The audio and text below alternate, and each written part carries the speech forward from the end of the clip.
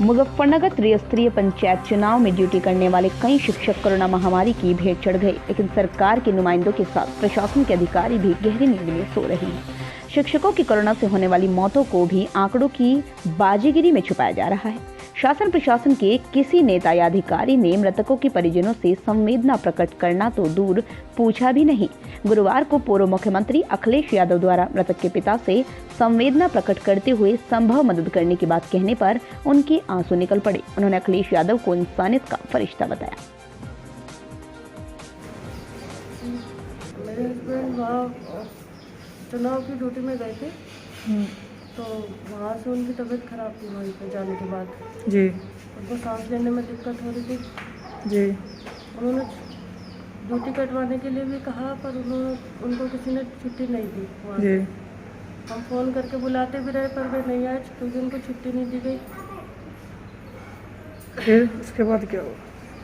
पर जब वे ड्यूटी ख़त्म करके घर आए तो उनकी तबीयत ज़्यादा ख़राब थी, सांस लेने में ज़्यादा दिक्कत हो रही थी जी ऑक्सीजन बहुत ज़्यादा कम हो रही थी उनकी। जी तो हमने यहाँ मेडिकल गवर्नमेंट हॉस्पिटल में मुजफ्फरनगर में लेके गए।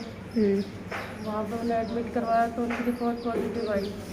जी वहाँ से उन्होंने बेगराजपुर भेजा, जी जहाँ उनकी ज़्यादा तबीयत ख़राब रही। वहाँ भी फ़ोन पर यही कहा गया कि तबीयत ख़राब है, ठीक नहीं है। हमने वहाँ से निकालने के लिए भी बोला तो उन्होंने मिलने नहीं दिया जी बेगराजपुर में, और तबीयत वहाँ ज़्यादा बिगड़ती चली गई उनकी। कोई ट्रीटमेंट नहीं दिया जा रहा था, खाना भी नहीं दिया जा रहा था उनको। जी भूखे भी थे वे, और उस वजह से ज़्यादा तबीयत ख़राब हुई। और मंगलवार को हमने करवाया था एडमिट उन्हें बेगराजपुर में, और बृहस्पति में उनकी डेथ हो गई थी शाम को।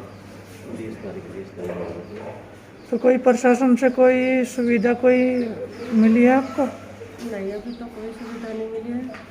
कितने बच्चे हैं इनके? 4 बेटियां हैं मेरे पास। सपा राष्ट्रीय अध्यक्ष अखिलेश यादव का फोन आया, किस संबंध में ये फोन आया? हमारे अमृत कुमार लड़के के बारे में पूछ रहे थे जी क्या? कैसा हादसा हो गया, कैसा हो गया। जी हाँ, तो जैसे वे ड्यूटी पे गए, जी उन्होंने कहा भाई मेरी तबीयत ठीक से नहीं है, आप मुझे छुट्टी दे दो, जी मैं ड्यूटी ला रहा हूँ।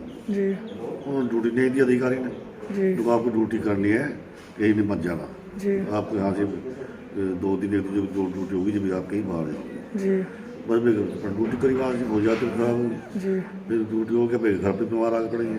जी फिर उन्हें वहाँ जिला अस्पताल में भर ले गए, वहाँ से उन्होंने कोरोना घोषित कर दिया, उसको बिरजपुर को एडमिट कर दिया। जी वहाँ कोई सहायता, कोई इमदाद, कोई कुछ नहीं रहा।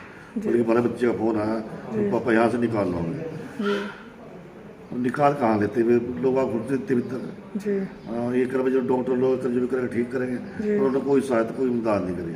और तो कोई कस्बे का अधिकारी अफसर यहाँ तक नहीं आया जी कि कोई साथ न दिया जाए। जैसे सरकारी काम में वो अपना बलिदान दिया है, कोई सहायता नहीं है। अखिलेश यादव जी का भी आज फोन आया, उन्होंने साथ न दी, हम तुम्हारे साथ हैं। देखिए साहब, बेचारे इतने लोग तशरीफ आदमी हमारी इमदाद चाह रहे हैं। जनपद के कस्बा बुढ़ाना निवासी Amrit Kumar Valmiki grand chamber inter college Mandi Muzaffarnagar में बड़े बाबू के रूप में कार्यरत थे। त्रिस्तरीय चुनाव में जनपद के गांव रथेड़ी में पीठासीन अधिकारी के रूप में चुनाव कराने पहुंचे तो अचानक से उनकी तबीयत खराब हो गई, जिसके बाद उन्हें बुखार और खांसी हो गई। उन्होंने अपने सेक्टर मजिस्ट्रेट से अन्य अधिकारी को अपनी जगह काम करने के लिए कहा, लेकिन उन्होंने साफ कह दिया कि पैरासीटामोल की गोली खाओ, ड्यूटी करो। 20 तारीख को सांस लेने में कठिनाई होने पर अमृत कुमार को जिला चिकित्सालय में भर्ती कराया गया, जहां हुए कोरोना टेस्ट पॉजिटिव आने पर उन्हें बेगराजपुर में बनाए गए कोविड मुजफ्फरनगर मेडिकल कॉलेज में भर्ती कराया। परिजनों का आरोप है कि मेडिकल में सही इलाज खाना नहीं मिलने की शिकायत फोन पर करने के बाद उन्होंने वहां से निकालने की बात कही थी, लेकिन अन्य जगह बेड खाली नहीं मिलने पर इलाज के दौरान उनकी 22 अप्रैल को मौत हो गई, जिसके बाद परिजनों में कोहराम मच गया। मृतक अमृत कुमार अपने पीछे 4 बेटियां छोड़ गए हैं। अमृत कुमार की मौत को लगभग 1 माह होने को है, लेकिन शासन प्रशासन के किसी भी व्यक्ति ने उनके परिजनों से संवेदना प्रकट करना तो दूर, फोन पर उनका हालचाल भी नहीं पूछा। आज प्रदेश के पूर्व मुख्यमंत्री अखिलेश यादव द्वारा मृतक के पिता कम्मो राम को फोन कर दुख प्रकट करने के साथ ही हर संभव मदद करने के आश्वासन पर मृतक के पिता कम्मो राम के आंसू निकल पड़े। उन्होंने अखिलेश यादव को अश्रुधारा बहते हुए कहा, आप मदद करें या ना करें, लेकिन फ़ोन कर पूछ लिया, आप ही मेरे भगवान हैं। जिसे सुनकर अखिलेश यादव भी गमगीन हो गए। जी सर, आपका नाम? प्रमोद त्यागी, जिला अध्यक्ष समाजवादी पार्टी मुजफ्फरनगर। जी एक मामला सामने आया है बुढ़ाना क्षेत्र का, एक बाबू की कोरोना की वजह से डेथ हुई है, तो पूरा मामला बताएं। अमृत वाल्मीकि हेड क्लर्क थे grand chamber inter college Muzaffarnagar में।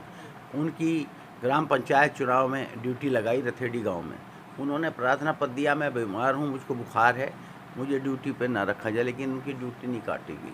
तुरंत बाद वो कोरोना ग्रसित थे और वो हॉस्पिटल मेडिकल कॉलेज में दाखिल हो गए।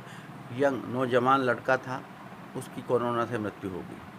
कुछ गवर्नमेंट की तरफ से, गवर्नमेंट ड्यूटी में थे, चुनाव ड्यूटी में थे, कोई सहायता उत्तर प्रदेश सरकार की तरफ से नहीं मिली है। गरीब वाल्मीकि परिवार का बच्चा था। आज समाजवादी पार्टी के राष्ट्रीय अध्यक्ष आदरणीय अखिलेश यादव जी ने उनके परिवार से बात की है, उनके पिता कमो वाल्मीकि जी से बात की है और उनको ढांढस बनाया है और उनके लिए आश्वासन दिया है कि समाजवादी पार्टी यथासंभव परिवार की और इस तरह के परिवारों की मदद करेंगे जो चुनाव ड्यूटी में अध्यापक।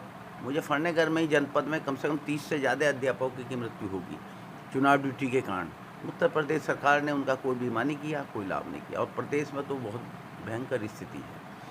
तो समाजवादी पार्टी अमृत वाल्मीकि और इस तरह के शिक्षकों के सभी परिवारों के साथ जो चुनाव ड्यूटी के कारण, कोरोना के कारण मारे गए हैं, प्रदेश सरकार को कहती है कि उनकी परिवार की आर्थिक सहायता की जावे, उनका चुनाव ड्यूटी का बीमे की भरपाई की जावे, उनके परिवार के बच्चों को नौकरी दी जावे और समाजवादी पार्टी उनकी यथासंभव मदद करेगी।